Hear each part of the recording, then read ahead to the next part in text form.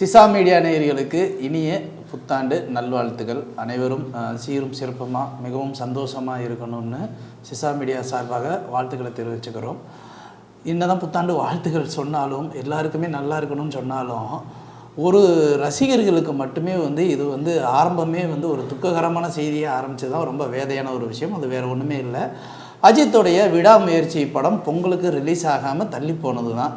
அதை தள்ளி போனதை இந்த லைக்கா நிறுவனம் 10ஆம் தேதி சொன்னாலும் பரவாயில்ல, நியூ இயர் அன்னைக்கு கொண்டாட போகிற மனநிலையில் இருக்கும்போது நைட்டு போட்டு ஓட அப்படிங்கிற மாதிரி அன்றைக்கி நைட்டே ஒரு பற்ற வச்சுட்டாங்க. இந்த மாதிரி விடாமுயற்சி படம் பொங்கலுக்கு ரிலீஸுக்கு வராது அப்படின்னு சொல்லிட்டு அவங்க புத்தாண்டு கொண்டாடுற மனநிலை எப்படி உடஞ்சி போயிருக்கும் கொஞ்சம் யோசிச்சு பாருங்கள்.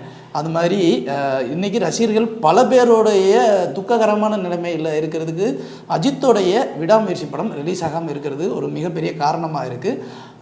இதில் எல்லாம் ஒரு ரசிகர்லாம் ட்வீட்டே போட்டிருக்காரு, இனிமேல் நான் அஜித்தோட ரசிகன் அப்படின்னு நான் எங்கேயும் சொல்லவே மாட்டேன், அவர் மேலே அதீத நண்பன், யாருடைய ரசிகனும் நான் சொல்லிக்கவும் மாட்டேன், எதிர்பார்க்கவும் மாட்டேன்னு அப்படின்னு ஒருத்தர் இன்ஸ்டாவில் பதிவிட்டுருக்காரு. இன்னொரு ரசிகர் சொல்லிட்டாரு, போயா பூமர் அங்கிள்னே சொல்லிட்டாரு. அட பாவிகளா, பொசுக்குன்னு பூமர் அங்கிள்னு சொல்லிட்டீங்களாடா அப்படின்னு சொல்லி பார்த்தா அங்கே அவர் போடுறாரு, ஒரு ரசிகனுடைய குறைந்தபட்ச ஆசையான ஒரு ரிலீஸை கூட நீங்கள் புத்தாண்டு கொண்டாடுற அந்த மனநிலையில் கூட கொண்டாட விடாமல் இந்த மாதிரி அனுப்பிச்சுட்டது நியாயமா, சரியாக இருக்குமா அப்படின்னு சொல்லி கேள்விப்பட்டு இது கூட நிறைவேற்றமில்ல, நீங்களாம் என்ன ஆகுது அப்படின்ற மாதிரிலாம் போட்டு அனுப்பிச்சுட்ருக்காங்க. ஒரு பக்கம் பயங்கர எதிர்மறை விமர்சனங்கள் வந்துட்டுருக்கு, இன்னொரு பக்கம் ஏன் விடாமுயற்சி வரல அப்படிங்கிற அந்த ஒரு விஷயம் போயிட்டுருக்கு. ஸோ எதிர்மறை விமர்சனங்களை தள்ளி வச்சிரும். அது ரசிகர்களுடைய மனநிலை. இன்றைக்கி இருக்கிற இந்த மனநிலை, நம்ம வீட்டில் அப்பா இன்றைக்கி திட்டும்போது கோவிச்சுட்டு போவோம், நாளைக்கு திரும்ப சாப்பிட வாடன்னு கூப்பிட்டு உடனே உட்காந்து சாப்பிட்டு அப்பாவை பற்றி புகழ்ந்து போய் சொல்லி அந்த மாதிரி ஒரு மனநிலை, அதை விட்டுருவோம். ஸோ இப்போது விடாமுயற்சி ஏன் தள்ளி போச்சு அப்படிங்கிறதுக்கு பலதரப்பட்ட காரணங்கள் நம்ம சொல்லியாச்சு. 1 2 அப்படின்லாம் அடிக்க சொல்ல முடியாது. இந்த படம் ஆரம்பித்ததில் இருந்தே விடாமுயற்சின்னு எங்கே டைட்டில் வச்சாங்களோ விடாமல் முயற்சி பண்ணிக்கிட்டே தான் இருக்காங்க இதை வெளியிடுறதுக்கு. அதில் குறிப்பாக என்னென்னா, அஜித்திலிருந்து இவ்வளோ லாங் கேப்பில் ஒரு படத்துக்காக இவ்வளோ டேட்ஸ் கொடுத்து வெயிட் பண்ணி படம் பண்ணுறது அப்படிங்கிறதெல்லாம் இது வரைக்கும் அவருடைய கரியர்லேயே எந்த படத்துக்கும் அவர் இப்படி பண்ணது கிடையாது. ஸோ அந்தளவுக்கு இந்த படத்துக்காக நிறைய டேட்ஸ் கொடுத்து நிறைய ஒதுக்கி அந்த கால்ஷீட்டை முடிக்கணும் அப்படிங்கிறதுனால அவ்வளோ வேலைகள் பண்ணியிருக்காங்க. அது மட்டும் இல்லாமல் அந்த படத்துடைய அப்டேட் கேட்டு ஒரு பக்கம் ரசிகர்கள் கொந்தளிக்கும் போதெல்லாம் அஜித் தரப்புலேருந்தே இது கொடுத்தாச்சு, நீங்கள் அடிக்கடி அப்டேட் கேட்காதீங்க, நாங்களே அப்டேட் கொடுக்குறோம் அப்படின்னு சொல்லும்போது ரசிகர்கள் அதுக்கப்புறம் அமைதியானாங்க. இன்னொரு பக்கம் மகிழ் திருமேனி மேலே இருக்கிற ஒரு மிகப்பெரிய குற்றச்சாட்டு என்ன அப்படின்னா, இந்த குற்றச்சாட்டை விடாமுயற்சி படத்துக்கு முன்னாடியும் கழகத்தலைவன் படத்தில் இப்போ துணை முதல்வர் உதயநிதி ஸ்டாலின் ஒரு மேடையில் சொல்லும்போது, அவர் வருவார், ஏதோ ஒன்று எடுப்பார், திருப்பி இன்னொரு நாள் வருவார், எடுப்பார், என்ன எடுக்கிறாருன்னு எனக்கும் தெரியாது, அவருக்கும் தெரியும், மேடையிலே போட்டு உடைச்சார். அந்த இடத்துல மகிழ் திருமேனி இந்த மாதிரி அவர் ஷூட்டிங் போயிட்டார், அப்புறம் கட்சி பிரச்சாரத்துக்கு போயிட்டார், அதனால் எனக்கு டிலே ஆச்சு அப்படின்னு அவர் ஒரு தரப்பு வைக்க சொன்னார். ஸோ மகிழ் திருமேனி மேலே எதற்கு முன்னாடியே ஒரு விமர்சன பார்வை வைக்கப்பட்டுச்சு. ஸோ அப்படி வச்சதுக்கப்புறமே அஜித் ஒரு நம்பிக்கையின் அடிப்படையில் கொடுத்துருக்காரு. கொடுக்கும்போது இந்த படம் டேக் ஆஃப் ஆகும்போது அந்த இடத்துல இந்த படமாக ஒன்று பிரேக் டவுன் அப்படிங்கிற ஒரு விஷயம் நம்ம லேட்டராக தான் நமக்கு புரிய வருது. ஆரம்பத்துலேருந்து சின்னதாக கசிகிற விஷயமாக தான் இருந்துச்சு. அப்புறம் கொஞ்சம் கொஞ்சமாக அந்த பிரேக் டவுனில் இருந்து இவங்க பிரேக் டவுன் ஆகிட்டாங்க. படம் அங்கே பிரச்சனை, இங்கே பிரச்சனை. லைக்கா ப்ரொடக்ஷன்ஸுக்கு நிறைய இடங்கள்ல அந்த பணப்பட்டுவாடாவை ஒரு பக்கம் முடக்குனது. இங்கே லைக்கா ப்ரொடக்ஷன்ஸோடைய படங்கள் எதுவுமே வெற்றி அடையாமல் தோல்வியை சந்திச்சுக்கிட்டே இருந்தது. அதனால ப்ரொடக்ஷன்ஸே ஸ்டாப் பண்ணிடலாம் அப்படிங்கிற ஒரு விஷயம். இப்படி அவங்களுக்கும் நிறைய அடி மேலே அடி. இந்த அடிமையும் தாண்டி இந்த படத்தை தான் ரொம்ப நம்பிக்கிட்டு இருந்தாங்க. நம்பிட்டு இருக்கும்போது இப்போ ஒவ்வொரு பிரச்சனையும் தாண்டி 2 வருஷம் ஆகிடுச்சு. அதுக்கு இடையில குட் பேட் அக்லி படம் பட்டு ஸ்பீடாக போய்கிட்டு இருக்கு. சரி, என்னையா குட் பேட் அக்லி வந்துடும் போல் இந்த படம் என்ன வரமாட்டேங்கன்னு போது தான் அஜித் ஜேம்ஸ் பாண்ட் லுக்கில் த்ரிஷாவோட அப்படி பிடிச்சிட்டு ஒரு பயங்கர கம்பீரமாக உள்ள ஒரு சாங் சவுடிகா சாங் செம்ம ரீச் ஆகுது. சரி, படம் ஒரு பெரிய ஹோப்பு கொடுத்துச்சு.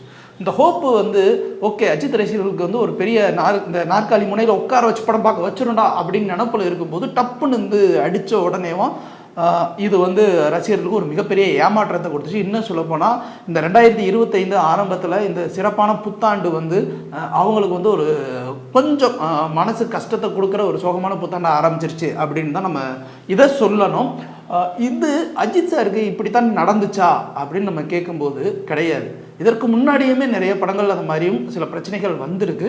சரி, அந்த பிரச்சனைகள் என்னன்னு பார்க்குறதுக்கு முன்னாடி இந்த பிரேக் டவுன் படத்தில் இன்னொரு பக்கம் 150 கோடி ரூபாய் அந்த படத்தோடைய ப்ரொடக்ஷன் கம்பெனி வந்து லைக்கா கிட்ட கிளைம் பண்ணியிருக்கிறதா ஒரு பேச்சுவார்த்தை அடிபட்டுச்சு. கிட்டத்தட்ட இந்த எல்லாத்தையும் பார்க்கும்போது அனலைஸ் பண்ணி பார்க்கும்போது உண்மைதான் அப்படிங்கிற மாதிரியான ஒரு விஷயம் தோணுது. ஏன்னா அவங்க 2 பேத்துக்குள்ள இன்னும் டேர்ம்ஸ் சரி வரல. அந்த டேர்ம்ஸ் சரி வந்தால் மட்டும்தான் இந்த பணம் பட்டுவாடா எல்லா பஞ்சாயத்தும் முடிஞ்சு வெளியில் வரும் அப்படிங்கிற மாதிரி எதிர்பார்ப்பு இருக்குது. ஏன் அதை எதிர்பார்ப்பு இருக்குன்னா, ஒன்ஸ் இந்த பணப்பட்டுவாடா முடியாத இந்த படத்தை ரிலீஸ் பண்ணிட்டாங்கன்னு வச்சுக்கோங்களேன், லைக்கா ப்ரொடக்ஷன் சினிமாவை நம்பி இல்லை, அவங்க முழுக்க சிம் கார்டு விற்கிற குரூப். ஸோ உங்கள் சிம் கார்டுங்கிறது இங்கெல்லாம் கிடையாது. லண்டன்லேயே ஒரு பெரிய குரூப், நம்ம ஊரில் எப்படி ரிலையன்ஸோ அது மாதிரி அவங்க லைக்கா. ஸோ அவ்வளோ பெரிய குரூப் வந்து இன்டர்நேஷ்னல் கோர்ட்டில் வந்து ஒரு கேஸ் போடுறாங்க அப்படின்னா அவங்களுடைய பிஸ்னஸும் அதில் அடிவாங்கும். அந்த பிஸ்னஸ் அடிவாங்குச்சுன்னா டோட்டலாக அடிவாங்கும். அதனால் வந்து அந்த லீகலாக ரைட்ஸ் வாங்கியிருக்கோமா, அந்த ரைட்ஸ் வச்சுட்டு இந்த படத்தை பண்ணலாமா அப்படிங்கிற ஒரு அனாலிசிஸில் இன்னும் அந்த லீகல் டீம் ஓடிக்கிட்டு இருக்குது அப்படிங்கிறதா ரொம்ப முக்கியமான ஒரு விஷயம். 400 கோடி ரூபா பஞ்சாயத்து ஒரு பெரிய விஷயம் கிடையாது. ஆனால் 400 கோடிக்கு அப்புறம் இந்த பிரச்சனை ஒரு பெரிய பிரச்சனை அப்படிங்கிறதுனால லைக்கா ப்ரொடக்ஷன்ஸ் நிறைய தடுமாறுறாங்களோ அப்படிங்கிற அந்த ஒரு விஷயமும் அரசியல் புரட்சாக வெளியில் வருது. சரி, இப்போ கம்மிங் டு த பாயிண்ட். வரலாறு அப்படிங்கிற ஒரு படம், கே.எஸ். ரவிக்குமார் எடுத்திருக்க படம். அந்த படத்தை கிட்டத்தட்ட இதே மாதிரி தான் அஜித் 3 வருஷமாக எடுத்துக்கிட்டு இருந்தார். இதுக்கு இடையில் நிறைய பிரச்சனைகள் வந்துச்சு. அந்த படத்துலேயே பார்த்தீங்கன்னா அஜித்தோடைய மாறுபட்ட தோற்றங்கள் வெவ்வேறு விதமாக இருக்கும். பட் அது தெரிஞ்சோ தெரியாமலோ அது அந்த கதைக்கு வந்து ஒத்து போச்சு அப்படின்னு தான் சொல்லி ஆகணும். வரலாறுங்கிறது காட்ஃபாதர்னு ஆரம்பித்து நிக்காட்ஸ் ப்ரொடக்ஷன்ஸில் ட்ரை பண்ணி நிறைய வேலைகள் பார்த்து படம் வந்து ஏகப்பட்ட ரேஞ்சில் போய் அதுக்கப்புறம் முடியாமல் ஒரு கட்டத்தில் தான் அந்த படத்தை ரிலீஸ் பண்ணாங்க. ரிலீஸ் பண்ணி வரலாறு படம் ஒரு மிகப்பெரிய வரலாறை கொடுத்துச்சு அப்படின்னு நம்ம சொல்லலாம்.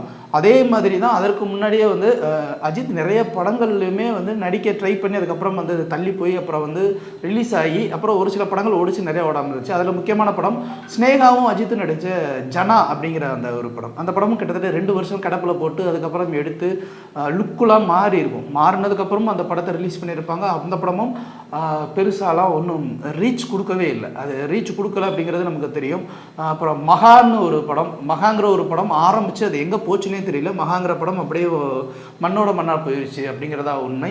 இதற்கு முன்னாடியுமே வந்து அஜித் ஆரம்ப காலகட்டங்களில் என்னை தாலாட்டா வருவாளா அப்படிங்கிற விஜய் படத்துடைய டைட்டிலை வச்சுட்டும் அவர் வந்து ஒரு படம் பண்ணியிருப்பார். பட் என்னை தாலாட்டா வருவாளா அப்படிங்கிற விஜய் டைட்டில் வச்சுருக்காரே அஜித், படம் ஓடுமா அப்படிங்கிறத யோசிக்கும்போது அந்த படமே வெளியில் ரிலீஸ் ஆகலை. அந்த படத்தில் நடித்த முக்கியமான காஸ்டிங்கை வச்சு தான் வந்து அதுக்கடுத்து ரெட்ட ஜட வயசு அப்படின்னு சொல்லிட்டு மந்த்ரா கூட நடித்து அந்த படத்தை ரிலீஸ் பண்ணாங்க. இந்த மாதிரி அஜித்தோட கரியரில் வந்து ஃப்ளாப் ஒரு பக்கம் கொடுத்தாலுமே அவருடைய படங்கள் அதிகமாக ரிலீஸ் ஆகாமலும் இருந்திருக்கு. இது ஒரு பக்கம் இருக்கட்டும். இன்னொரு பக்கம் அஜித் தவற விட்ட படங்கள் அப்படின்னு சில லிஸ்ட் ஆஃப் மூவிஸ் இருக்குது. அதில் ரொம்ப குறிப்பாக சொல்லணும் அப்படின்னா எல்லாருக்கும் தெரிந்த ஒரு விஷயம், நான் கடவுள் படம். பாலாவுக்கும் அவருக்கும் ஒரு பெரிய பிரச்சனை. அப்போ அல்டிமேட் ஸ்டார் அஜித். ஸோ அந்த பிரச்சனையினால் வந்து 2 வருஷம் வெயிட் பண்ணி அப்புறம் அந்த படம் ட்ராப் பண்ணதுனால அந்த கெட்டப்பை வச்சுட்டு பரமசிவன் படம், அப்புறம் முடிக்க முடியாத இருந்த வரலாறு படம் பண்ணிவிட்டு அடுத்தடுத்த கட்டத்துக்கு அவர் மூவ் ஆகிட்டார். இது ஒரு பக்கம். இதற்கு முன்னாடியே வந்து அவருமே டைரக்டர் சரணுமே எவ்வளோ பெரிய நல்ல நண்பர்கள் அப்படிங்கிறது எல்லாருக்கும் தெரியும். அவருடைய அமர்கலம் படத்தில் தான் அவருக்கும் ஷாலினி அவங்களுக்கும் லவ் ஆகி அந்த லவ் வந்து கல்யாணம் ஆனது அப்படிங்கிறதும் ஒரு உலகம் அறிந்த ஒரு விஷயம். இப்படிப்பட்ட சரண் அடுத்து வந்து அஜித்துக்கு ஒரு படம் பண்ணணும் அப்படின்னு சொல்லிட்டு ஏறுமுகம் அப்படிங்கிற ஒரு டைட்டிலில் ஒரு படம் ரெடி பண்ண ஆரம்பிக்கிறாரு. ஆனால் அந்த ஏறுமுகம் படத்தோடைய டைட்டிலில் ரெடி பண்ணி அந்த படத்தை வந்து சொல்லும்போது வந்து அவர் அஜித்துக்கு வந்து அந்த கதை பிடிக்கவே இல்லை அப்படிங்கிற மாதிரி சொல்லிட்டாரு. பிடிக்கவே இல்லை அப்படின்னதுக்கப்புறம் தான் அதை ஏவிஎம் பேனர் வந்து வாங்குறாங்க. விக்ரம் வந்து அதுக்கப்புறம் அந்த படத்துக்குள்ள வர்றாரு. படத்தோடைய டைட்டில் ஜெமினின் மாறுது. அந்த படம் என்ன போட்டுச்சு அப்படிங்கிறது நமக்கு தெரியும். அதுலேயும் ஓ போடுங்கிற சாங் என்ன மாதிரி போச்சு அப்படிங்கிறதும் தெரியும். இது மாதிரி அஜித் நிறைய படங்களில் வந்து தவற விட்டுருக்காரு. தவற விட்டுட்டு அதுக்கப்புறம் வந்து அந்த படம் சூப்பர் டூப்பர் ஹிட்டாகவும் ஆகியிருக்கு. ஸோ இது எல்லாமே என்னன்னா டெசிஷன் மேக்கிங்கில் அவர் சொதப்புறாரா இல்லை வேறு ஏதாவது பிரச்சனையா அப்படின்னு கேட்டால் அது கிடையாது. இது நார்மலாகவே அஜித் இண்டஸ்ட்ரிக்குள்ளே வந்த காலகட்டங்கள்லேருந்தே அவருக்கு ஒரு கான்ட்ரவர்சி வரும். அந்த கான்ட்ரவர்சியை அவர் ஓவர் கம் பண்ணி வருவார். அடுத்து ஒரு கான்ட்ரவர்சி வரும், அடுத்து ஓவர் கம் பண்ணி வருவார்.